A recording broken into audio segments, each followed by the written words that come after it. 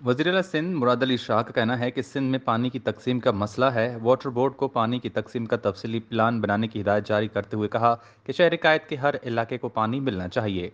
तर्जुमान वज़ीर आला के मुताबिक वज़ीर आला सिंध की ज़ेर सदारत वाटर बोर्ड का इजलास हुआ, जिसमें सूबाई वज़ीर सईद गनी, नासिर शाह, चीफ सेक्रेटरी समेत दीगर ने शिरकत की।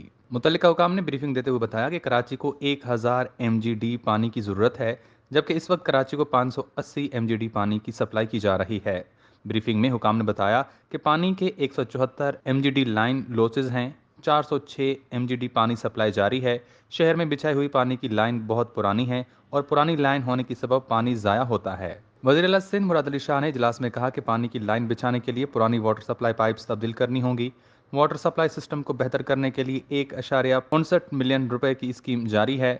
मुराद अली शाह ने बताया कि 406 MGD पानी की तकसीम मुनसिफाना होनी चाहिए। वज़ीर आला ने माली साल 2022-23 में KWSB की स्कीम को पूरी फंडिंग देने का फैसला किया। वज़ीर आला सिंध ने स्कीम पर काम तेज करने के अहकाम देते हुए कहा कि काम सुस्त रवि का शिकार है, इसको तेज करें। KWSB को अपना रेवेन्यू बढ़ाने की जरूरत है। मुराद अली शाह ने इजलास में पानी की चोरी के खिलाफ ऑपरेशन का फैसला किया और कहा कि वाटर बोर्ड को अपने इंतजामी निज़ाम को भी बेहतर करने की जरूरत है।